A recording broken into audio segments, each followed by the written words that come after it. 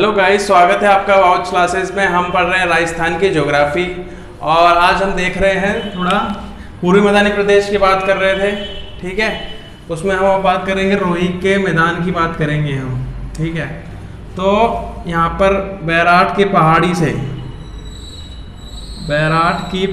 से बाणगंगा नदी निकलती है और चलते चलते ये कहाँ पे मिल जाती है? यमुना नदी में मिलती है। ये यमुना नदी में क्या मिल जाती है? ठीक है, बैराट की पहाड़ी से निकलती है और बैराट की पहाड़ियाँ हैं जयपुर में।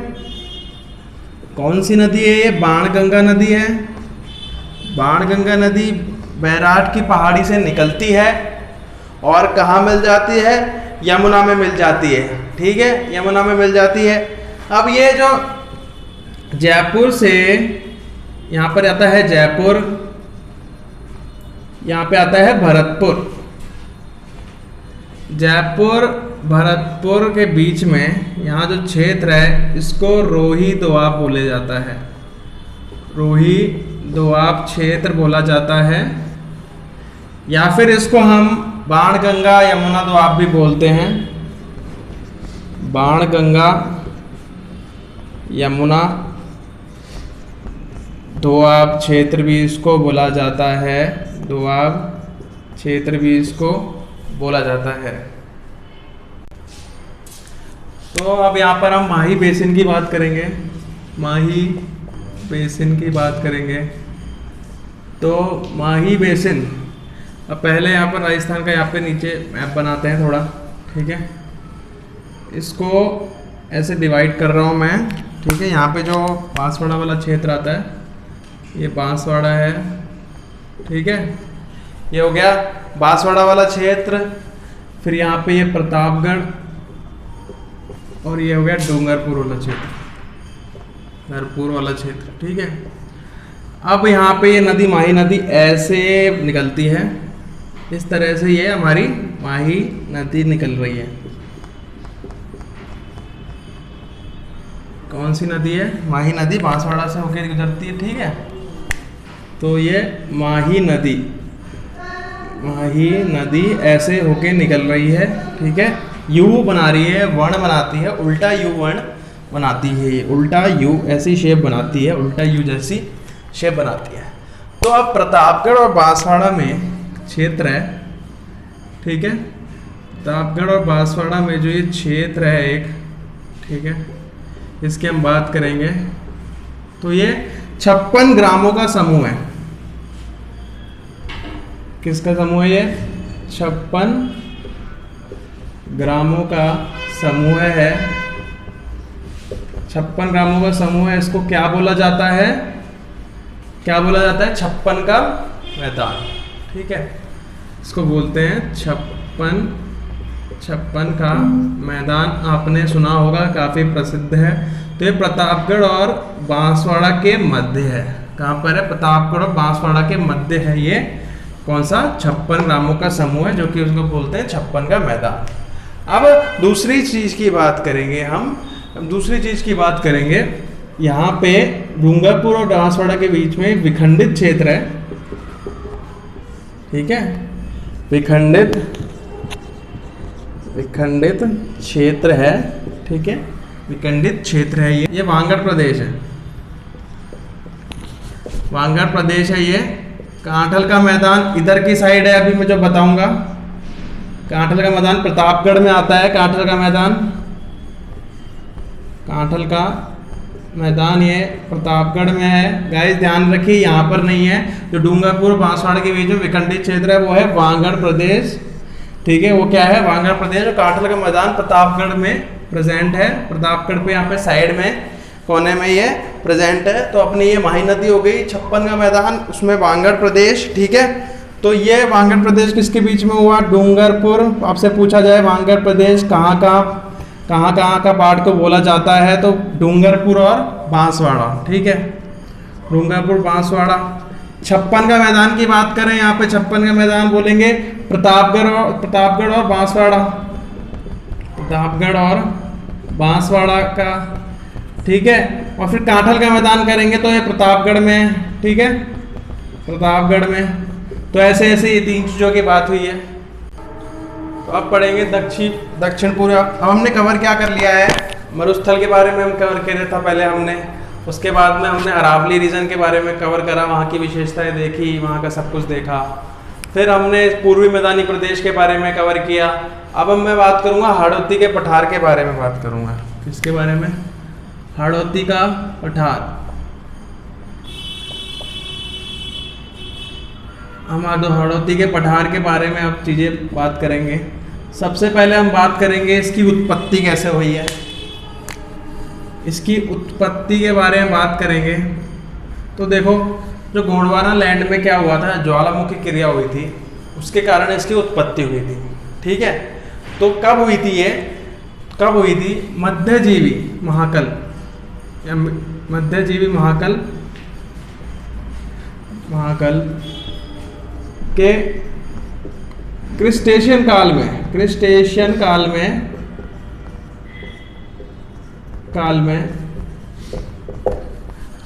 मध्यजीवी महाकाल के क्रिस्टेशियन काल में बोलूं मैं, ठीक है, उसमें गोंडवाना लैंड में ज्वालामुखी क्रिया से हुई थी। ज्वालामुखी क्रिया से हुई मतलब ज्वालामुखी फटा, उसके अंदर से लावा बाहर आया, लावा सरफेस पे फैला, ठीक है, और उससे उत्पत्ति हुई। तो इसको एक टर्म भी बोलेंगे, दरारी उद्गार। दरारी उद्गार क्या? दरारों में से, यहाँ पे जब वोल्केनो फटा, ठीक है, तो बाहर सरफेस पर लावा आया, सरफेस पर लावा आके जमता गया, तो दरारी उद्गार मतलब दरारों से निकल के ऊपर आके जमा होना, दरारी उद्गार से इसकी। तो इसलिए यहाँ पे कौन सी रॉक्स ज़्यादा मिलती है? बसाल्ट रॉक्स का यहाँ पर वो है, ठीक है, यहाँ पे बसाल्ट रॉक्स ज़्यादा मिलती हैं, क्योंकि ये वोल्केनो में से निकला हुआ पदार्थ जब जम गया तब इसने हाड़ौती के पठार को बनाया, ठीक है, तब इससे क्या बना? हाड़ौती का पठार बना। तो अगर मैं हाड़ौती का पठार थोड़ा सा यहाँ पे ड्रॉ करूँ, ठीक है, हाड़ौती का पठार तो कुछ इस तरह से आता है। यहाँ पर है मालवा का पठार, यहाँ पे मध्य प्रदेश है, इधर गुजरात है आके, ठीक है, तो इधर ये मालवा का पठार है। तो मालवा के पठार के किस तरफ है ये? उत्तरी भाग में है। मालवा के पठार के उत्तरी भाग में ये हमारा हाड़ौती का पठार लाया करता है, ठीक है। तो ये हमारा मालवा के पठार के उत्तरी भाग में लाया करता है। अब मैं बात करूंगा कुछ इसके विशेषताओं की। तो विशेषताओं की बात करेंगे हम, इसकी हाड़ौती के पठार की विशेषताओं की बात करेंगे। विशेषता में सबसे पहला क्या है? सबसे पहला ये सबसे छोटा प्रदेश है, ठीक है, सबसे छोटा है क्षेत्रफल के हिसाब से। सबसे बड़ा कौन सा था? सबसे बड़ा था मरुस्थलीय प्रदेश हमारा, ठीक है, पश्चिम वाला मरुस्थल। तो सबसे छोटा क्या है? प्रदेश है क्षेत्रफल के हिसाब से, ठीक है, सबसे छोटा प्रदेश है। दूसरा विशेषता इसकी है ज्वालामुखी, ठीक है, दूसरी विशेषता है ज्वालामुखी द्वारा निर्मित। ज्वालामुखी से इसकी वो हुई है, निर्मित हुआ है दरारी उद्गार से, ठीक है, लावा बाहर आया है। इसके 4 जिले बूंदी, कोटा, बारा, झालावाड़। तो इसके 4 जिले जो हैं वो हैं बूंदी, कोटा, बारा और झालावाड़। इसके ये 4 जिले हैं। तो अगर मैं इसको फिर से ड्रॉ करूं, ठीक है, ये हमारा हाड़ौती का पठार है, ठीक है, यहाँ पर ये बूंदी, ठीक है, और फिर कोटा की बात करें फिर यहाँ पे 12 आ जाएगा यहाँ, ठीक है। यहाँ कोटा आ जाएगा यहाँ पर, ठीक है।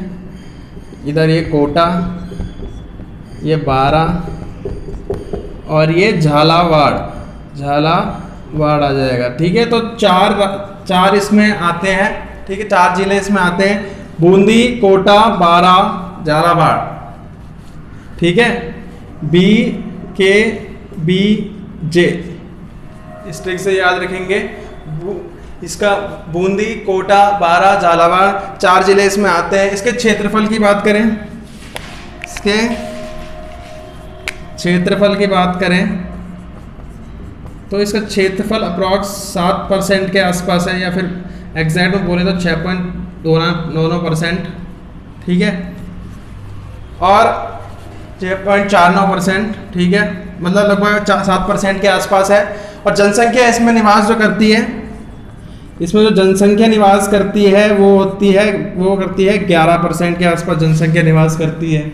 ये विशेषता हो गई। अब तीसरी जो विशेषता है, इसमें काली मृदा पाई जाती है, ठीक है। इसमें कौन सी मृदा पाई जाती है? काली मृदा पाई जाती है, ठीक है।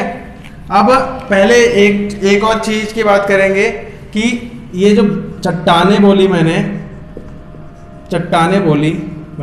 ठीक है, ये आग्नेय चट्टाने के अंदर आती है। बेसाल्ट चट्टानों की बात करें तो ये जो बेसाल्ट चट्टाने हैं, बेसाल्ट चट्टाने, ये आग्नेय चट्टानों में से, आग्नेय चट्टानों का पार्ट है बाह्य आग्नेय चट्टाने, बाह्य आग्नेय चट्टाने,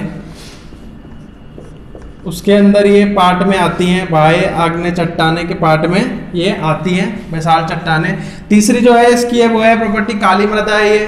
तो काली मृदा, या फिर इसको और क्या बोलते हैं, वर्टिसॉल बोलते हैं। और क्या बोलते हैं इसे? कपास मृदा ही बोलते हैं। क्या बोलते हैं पहले से? वर्टिसॉल,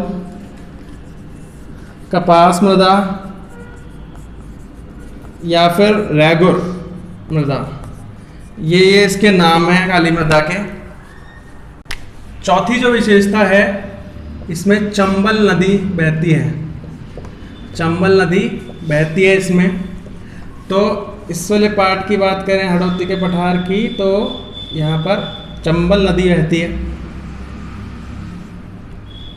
चंबल नदी ऐसे जाती है, ठीक है। और भी नदियाँ हैं जो कुछ बहती हैं यहाँ पर, ठीक है। तो यहाँ पर सबसे ज़्यादा क्या होता है? जलीय अपर्दन होता है। हमने देखा था सबसे ज्यादा वायु अपर्दन मरुस्थलीय क्षेत्र में होता है, ठीक है, थार मरुस्थल में होता है। यहाँ पर हड़ौती के पठार में सबसे ज्यादा जलीय अपर्दन होता है, क्योंकि यहाँ पे सबसे ज्यादा नदियों की ट्रिब्यूटरीज आती हैं। नदियाँ या नदियों की ट्रिब्यूटरीज, नदियाँ या नदियों की सहायक नदियाँ होकर यहाँ पे गुजरती हैं। चंबल उसकी सहायक नदियाँ कुछ, ठीक है। तो ये होके गुजरती हैं, इसलिए यहाँ पे सबसे ज्यादा क्या होता है? जलीय अपर्दन होता है। ये भी सबसे इसकी विशेषता है। और जो ढाल है, हड़ौती के पठार का ढाल है, वो ढाल क्या है? दक्षिण उत्तर ढाल है। जो चंबल नदी का ढाल है वही हड़ौती के पठार का ढाल है। ये दक्षिण से जा रही है, इसमें उत्तर में जा रही है, सॉरी, दक्षिण से उत्तर में डाल रही है, ठीक है। तो दक्षिण, ठीक है, दक्षिण से कहाँ जा रही है? ये उत्तर में जा रही है, ठीक है। तो बात करेंगे दक्षिण से उत्तर में इसका ढाल है, ठीक है। अब आगे बात करेंगे वर्गीकरण के बारे में।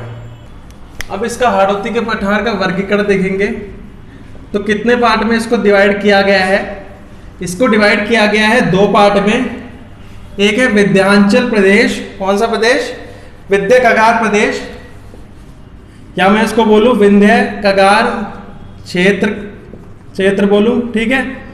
और दूसरा मैं बोलूं, दूसरा क्या बोलेंगे? ढक्कन का पठार,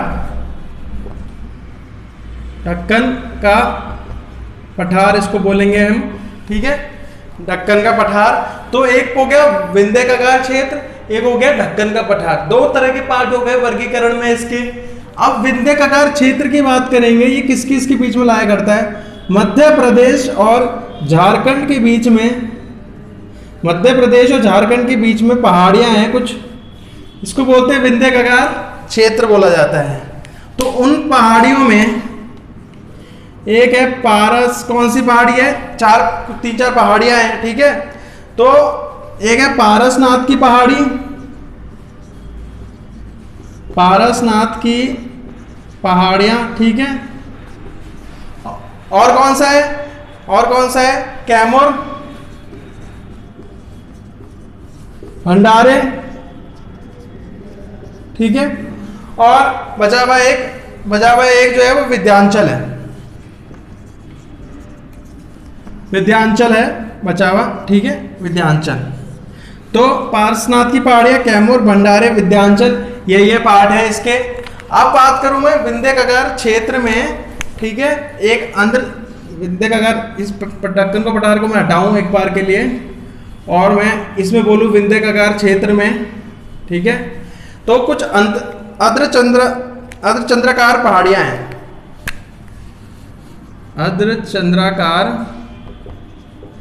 चंद्राकार पहाड़ियां हैं इसमें, जो हम इससे बात करेंगे। अर्धचंद्राकार पहाड़ियां हैं, कौन कौन सी हैं ये अर्धचंद्राकार पहाड़ियां? एक है बूंदी की पहाड़ियां, बूंदी की पहाड़ियां कहाँ है, बूंदी में है, ठीक है। एक है मुकुंदरा की पहाड़ियां, ठीक है, बूंदी की पहाड़ियां, मुकुंदरा की पहाड़ियां, फिर क्या है, कुंडला की पहाड़ियां और रामगढ़ की पहाड़ियां, कुंडला की पहाड़ियां और एक बचा हुआ है रामगढ़ की पहाड़ियां। तो ये चार पहाड़ियां अंदर अर्धचंद्राकार फॉर्म में है, लाई करती हैं ये। और ये हमने विंध्य कगार क्षेत्र के बारे में, इसके बारे में और डिस्कस करेंगे।